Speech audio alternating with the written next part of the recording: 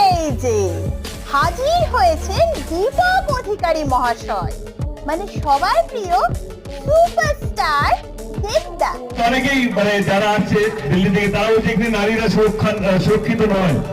সেটা খুব খুলে বলতে পারি, আমাদের রাজ্যে নারীরা সবচেয়ে বেশি সুরক্ষিত। সেখানে এত মা বোনেদের দেখে বোঝা যাচ্ছে, তাই তো?